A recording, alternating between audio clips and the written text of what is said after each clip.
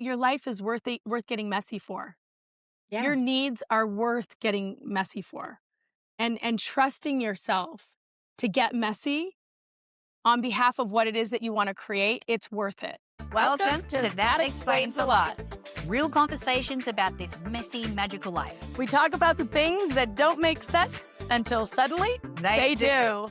Welcome to That Explains a Lot. My name is Natalie Ledwell. And I'm Susan Patrick, and we're super excited that you're here today because we're going to be talking about the messy middle and why growth feels worse before it feels better. And Nat and I have to divulge that if you were here before we pressed record, you'd have seen how messy it was. So we're really glad to be here today. Yes, the middle part of this was not pretty. No, and it did not feel good. So we're living out No, this message right now, you know? that's right. Yeah. And, You don't get because to this see that episode, part. 'cause we didn't want to But show you that part. yeah. So today is really talking about what that uncomfortable feeling or that part where maybe you're going through a transition, but you don't know what's on the other side. Maybe you need to set new boundaries with the people in your life. Mm, And setting the boundary is one thing, but then enforcing the boundary is a whole other kettle of fish. yep. So that can always be really difficult as well. But especially if you're going through a change of some kind or a shift of some kind, Mm. it can feel awful. It can Holy feel shift. Sorry. Holy shift, exactly. Batman. Like it says, and how do you not give up on yourself? How do you not quit yourself in Yeah, in the process? yeah. And I think that if you're feeling uncomfortable, then you're in the right place. Mhm. Mhm. Because Yeah. change very rarely is easy and simple and quick and without any kind of challenges. There is always something new to get used to, and Mhm. that could Yeah. be Yeah. your yeah your behavior. Or it could be someone around you. Yeah. You know, Yeah. And that nobody's exempt from the process. mm, Like even though we've been through this before, we've had some levels of changes through our life. I think I still am surprised at the fact that I'm like, really, I still have to go through this. It's like, and reminding myself that discomfort doesn't mean that I'm doing it wrong. I think it often kind of means that something real and something valuable is needing to shift or change or pivot. And sometimes that's totally disorienting, you know. yeah, yeah. I mean, you think about my family. I'm like from a quite a large family, and I remember when I left home and moved to Sydney, and even moving to the US. You change as a person. Mhm. My career's changed, my business has changed, where I live changed. And it would be jarring going back home sometimes because some of my siblings would still be interacting with me like they did when I was a kid. Oh, They're yeah. like, I mean, always. I'm not quite that person anymore. I've changed into something different. Or even like the end of my marriage. Like, Mhm. I have the phrase that I coined around that time is with Glenn was that like, look, it's not over. It's just different. Our relationship Yeah, is just I loved different. that. I love Yeah. that, right? It's not over, it's just different. I love that. I would say marriage is temporary, divorce is forever, Yeah. and so it's not over, it's just different. Yeah. Oh, And I we had to learn how to be with each other, like how, because, we're totally. still business partners. That's So, right. but the rules of engagement were different, Totally, you totally. know? I know for me, as I've matured, I've really learned that I used to believe it was like more people, more fun. Mm. And then I realized that's not really true because the depth of relationship that I thought I was having with people wasn't really they weren't fulfilling me. So even though I had a lot of people in my life, they weren't necessarily really fulfilling what the needs I had, right? So I had to start setting some boundaries, and that was really uncomfortable for me. Um because I'm a yes person. I'm like, "Woo! Yeah. Yes, let's do it. Let's go." Well, But then I'm that's like, why you "No, and wait I a are minute." friends. That's right. But there's a depth in our friendship that I've Yes. like, and what I've cleared out, Nat, this is true. What I have cleared out are those people that, yes, I want to hang out with yes people, but I want to hang out with yes people that have depth and that actually care about my depth and Yeah. I care about their depth. And I've had to set some real boundaries around like, wait a minute, am I getting myself, am I getting my needs met in this dynamic, in this relationship? And Yeah. and how people, when you start questioning and asking for what you need, some people are going to clear out of your lives. They're going to Mm. be like, okay, Well, I'm out of so here. what I hear you saying is that there's always a lot of self-assessment going on, and even with the end of my marriage, like we were married for around 20 years. Now, who I was at the beginning of that 20 years and who I was at the end were two completely different people. Totally. You know, so Yeah. it's okay to reassess and go, okay, well, no, what I want now has changed. Yeah. And there's nothing wrong with voicing that. That's actually Yeah. a really good, healthy thing to do. Yeah. And and I'll tell you, I'm having that situation with my dad, and there's some ways that he's been showing up that now, adult Susan, it's not working for me. And I've had to set some boundaries around that relationship. And really that piece of validating that if I'm not getting my needs met, it's okay for me to speak up on my behalf Yeah, and disrupt the status quo. I think a lot yeah, of women are worried about disrupting the status quo and worried about that mess. It's right, the messy middle. It's like, well, if I just don't say anything, it won't get messy. And so how yeah, many of us as women, we just silence our own voice because we're like, oh, I don't want to upset the apple cart. I don't want to make this messy. But you know what? Your life is worth getting messy for. yeah, Your needs are worth getting messy for.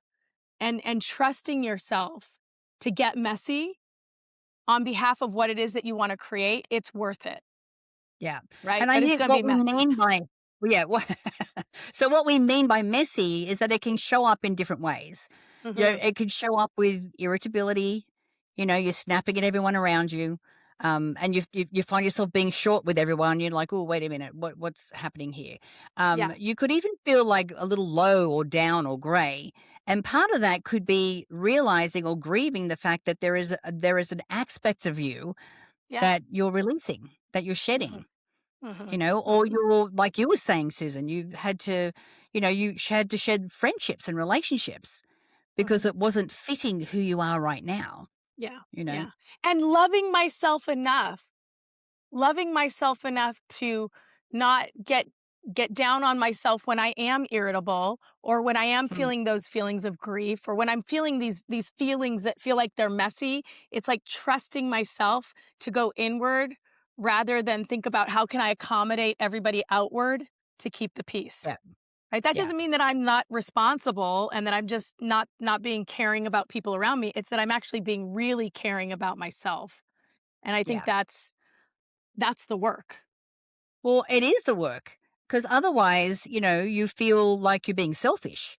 Or Mhm. you feel like, Mm. why am I gonna mess all of this up? Like, Yeah. got a good thing going on here, most of the times in my marriage, I would acquiesce a lot, Yes. just Yeah. to keep peace and to everything, but then I had to start standing up for myself, and I remember it was probably a year where I was still shedding Glenn. Like, I would say something, go, "Oh, wait a minute. Is that what I think, or is that Glenn speaking?" Like, Mhm. Yeah. and it took Yeah. a while to get back to that. But I think that really,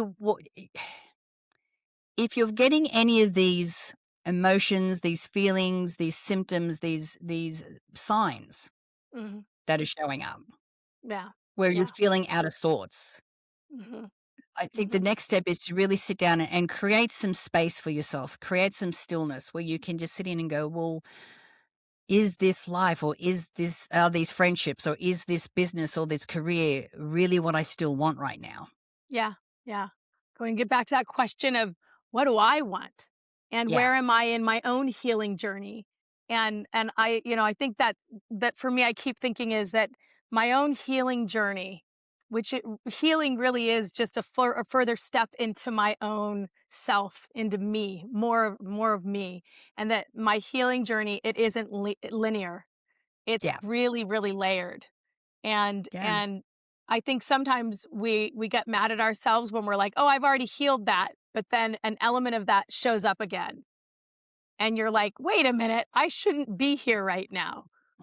Yeah. And I think as we get older, we can become more critical of ourselves because we're like, "Oh, shouldn't I be done with this?" No, you're never done.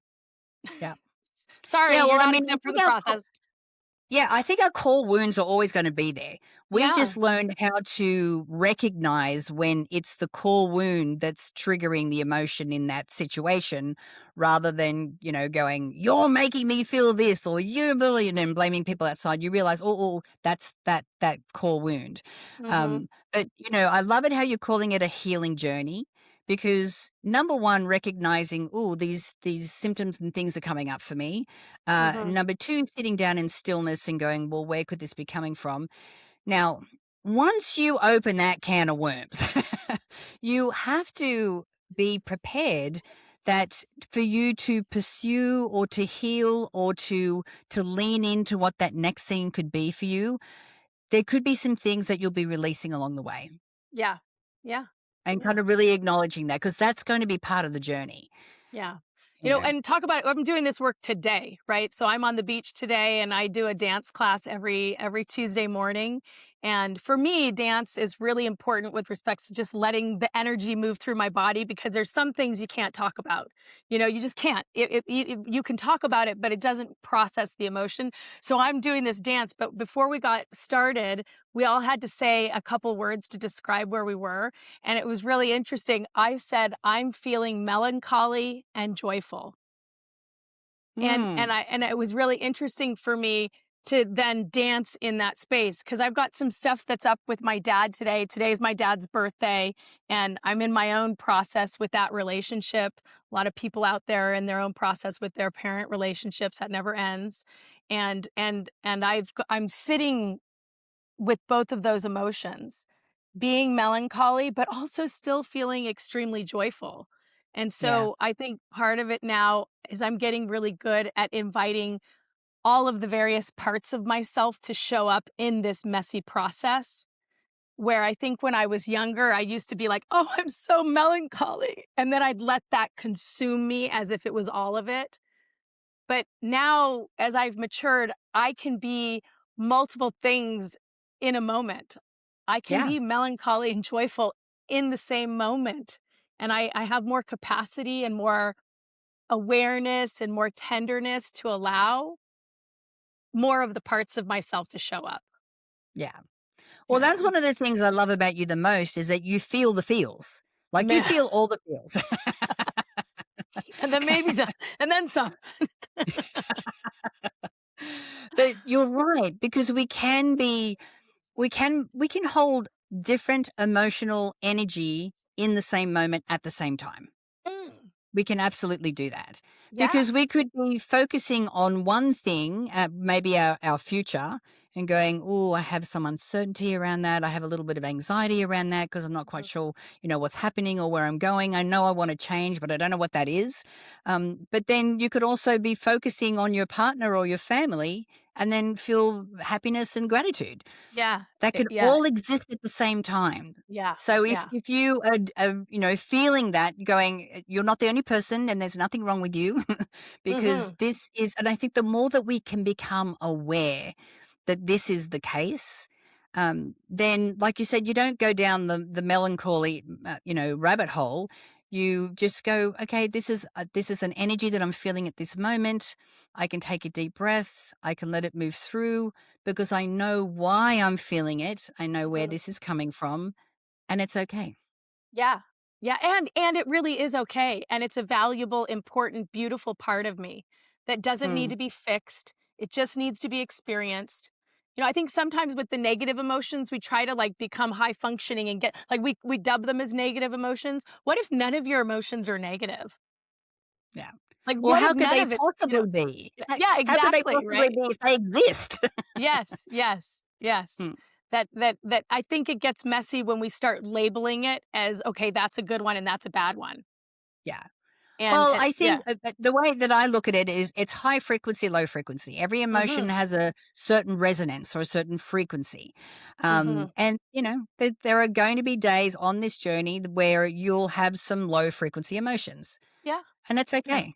You know, Yeah. And that is um, so okay. yeah. Yeah. So Yeah. we definitely want to make sure that you give yourself permission Mhm. to be Mhm. able to, Yeah. to feel those things and not bypass them. You No. know, No. No. because you don't. I think what we're saying here is don't look at it as like a negative thing. Every emotion is a signal to you Yeah. to go into a little bit of introspection and going, oh, why am Oh, I feeling this today? What's coming up here? yeah. And Yeah. a lot of the times they're just a sign of something that you can give focus to, that you can take action on. So talking about my dad, who I have issues with, he told me Mm. something that I think is very smart that I'd love to inject into this space, and Yes. that I love this is that we do try to make meaning of our emotions. And what if we just let ourselves have the emotion rather than really making meaning for it? So just like honoring it, like sometimes that pit in the stomach, what we do is we have the pit in the stomach and we're like, oh my God, what is that about? Why do I feel that way? What's that? And we then try to attach a story to the emotion. And it's like, Right. what if it's just acid reflux? What if it's just indigestion? What if it's just an emotion that needs to flow through you in the moment? So it's not about solving everything. It's about feeling it, observing it, and letting it flow through you. And see if we can just make a little bit more sense of ourselves along the way. Yeah. Right. But I Because I think think sometimes we try to attach so much meaning to all the emotions that it's like we believe the story. yeah. Yeah. I In my observation, I think a lot of us have suppressed our emotions, Mm, especially in younger life or whatever, for whatever reason, and for us to really embrace and enjoy this journey that we're on in this part of our life, I think we have to be feeling our emotions. I think that's a really big part of learning how to lean into that, because our emotions are really going to enhance, like yeah. embellish everything Yeah. that we're going through, Yeah. you know. Okay, so let's go further with what you're saying because I love that. Let's Okay. go back to the beginning of that sentence because the point of this is to really enjoy yourself. And Mm, how do you enjoy yourself? You get to know yourself and you give yourself permission and you experience all of yourself. Right? So that it's like how can you really enjoy the journey if you don't enjoy yourself? Like I yeah, enjoy my capacity to feel all the feels. Not all the feels feel good, God knows, but I enjoy that I can feel them.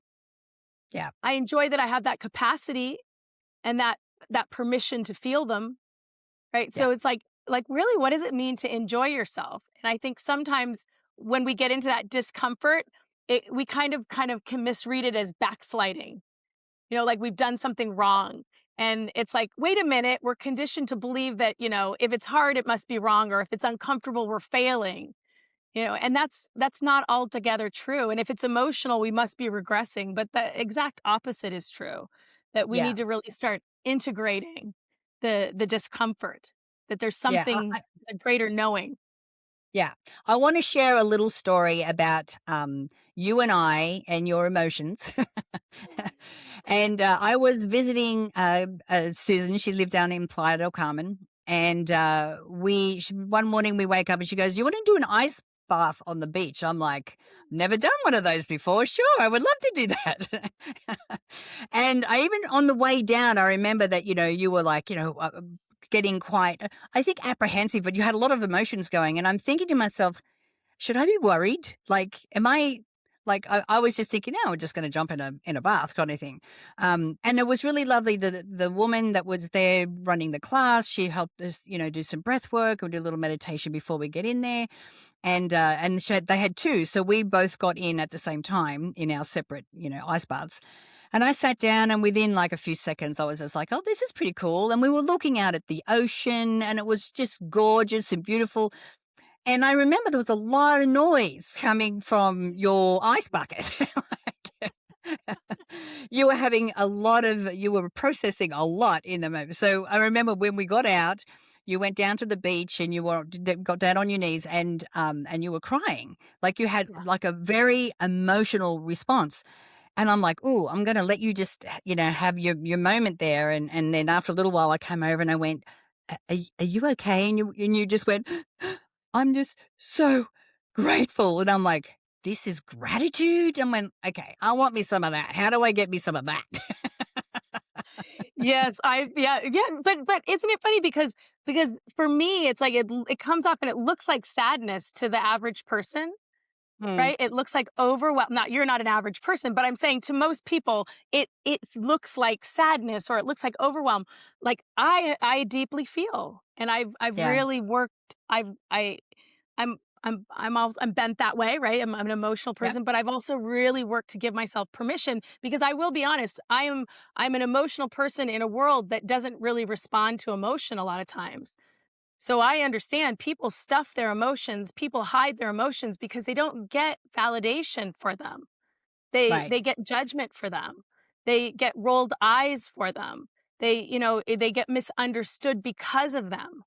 And what I've really learned for me is, oh my gosh, I have greater access to all of me if I hold the space to let it flow through loud, yeah, uncomfortably. But but again, that's the messiness. So for me, it's like, man, I got to get messy yeah, because what I receive on the other side of it is wow. But I love that that was the response from you. I got to get me some yeah. of that. I want the world to have more of that. I know. Well, I aspire to feel my emotions as you do, but this is what I want for every woman that is listening to this podcast right now. That you have other women in your life that when you are having these, emotional processes and sharing your emotions like that you have someone that can hold the space for you. Yeah. Yeah. Yeah, And and by that holding the really space, owning Go I ahead. don't necessarily mean, getting down and being sad with you or anything like that.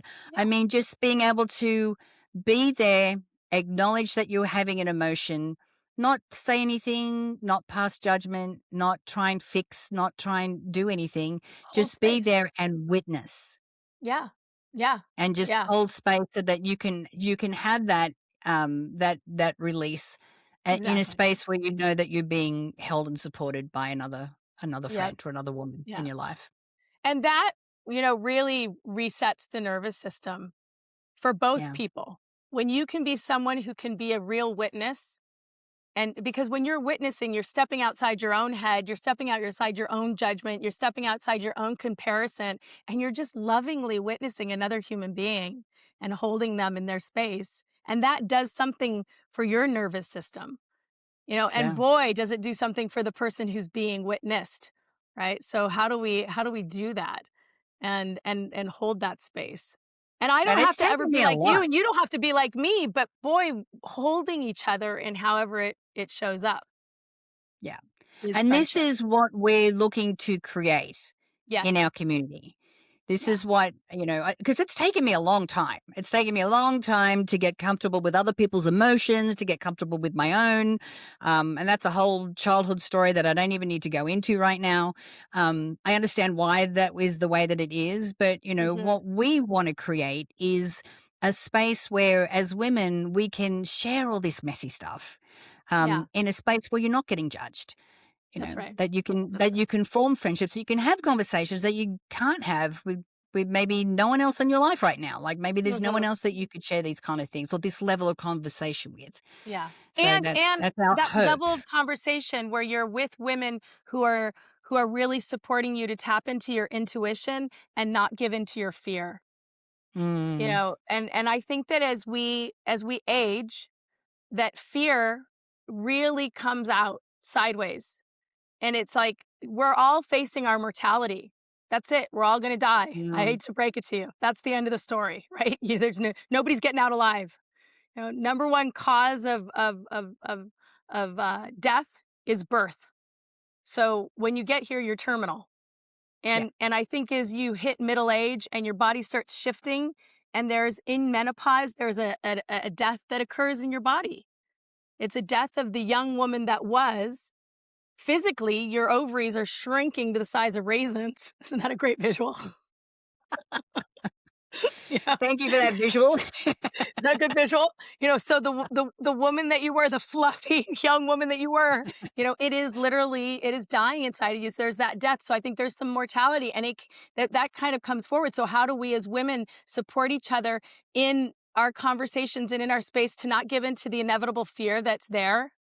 Yeah. The fear that comes with aging, the fear that comes with the reality of looking at our lives through the Yeah. mortal lens, right? And say, okay, let's tune into our intuition and support each other to be in conversations of possibility so that we can feel Yeah. steady and we can feel calm and clear, so that we're not feeling rushed, so that we're letting go of shame, and Yeah. that we're allowing our lives to feel just more simple, right? Yeah. I know. Well, have you seen the latest Bridgerton? The new season has dropped on Netflix, and Super hot. Oh, no. yeah, Not as hot as and the first. no, the first one was off the hook. This one, yeah, this is yeah. But because there is a scene there where the mother of all the the Bridgerton kids, Yeah. she's going to potentially be taking a new partner sexually. Yes. And there's this scene where she's, she has a robe on, and then she starts to remove the robe to look at herself naked in the mirror. Yeah. And the actress who plays this role, it was just amazing. And I could track all of the emotions I felt the same thing. Like, I was 45 when Glenn and I broke up, and then I'm single for the first time in my life for a little bit, like 20 years, in LA. It was like, oh, Yeah. this is a lot, And, the last time I dated, I was a 20-something-year-old aerobics instructor. Yeah. So, looking a little different from then, but the fear and the doubt that creeps in. Yeah. But yeah, this actress did an amazing job of how she went from, I'm ashamed or whatever, and then she kind of went, well, actually, I don't look too bad. I actually think I look all right. Yeah. But Yeah. this is part of that journey that we're all on, whether it's, taking on a new sexual partner, whether it's Yep. going into a new career or a business, or just any kind of transition as life. Mhm. Mhm. We will go through that self-doubt. We'll go through that Yeah. fear. I think we all do. Totally. So, All yeah. of us. And that in that messiness, that it's that reminder that you're not falling apart. You're just in a space of reorganization, and you're Mm, surrounding yourself with a sisterhood that's committed to pointing you towards your intuition, and pulling you away from giving into the fear, and yeah. knowing that you're not regressing, that you're really recalibrating, and that you're reminding yourself that you're not broken. um, and that this should be fun. How do you Yeah. play and have fun? How do you enjoy yourself? Yeah. Kind of going back to that space. And when it's messy, it it's actually, this is where you can kind of go back and take that deep breath and say, oh, how can I have fun in the messy? Because it's not going to be messy forever. That's right. So we've talked a little bit about, this journey, and part of it is, taking some, introspection and going, okay, well, if I've got these things showing up, what that could be connected to, what's next for me. So our next episode is going to be all around truth telling, Hmm. because sometimes it can be challenging for us to be even honest with ourselves. Yeah. So we're going to be diving a little bit deeper in on that subject, so that, with the truths that we maybe don't tell ourselves, or the truths that we find is difficult to share with others, but that is our new truth now at this part of our life. Yeah. Yeah. Because sometimes, the messy middle is preparing you to just simply be able to tell the truth. And the truth can probably be some of the most motivating information and data if you let it in. Because sometimes we Hmm. deny what is most empowering. We're not telling ourselves the truth of really our own power. So, Yeah. So until next week, be kind, be gentle with yourself, and really that's enjoy right. this messy and magical life. All right. Have a good one.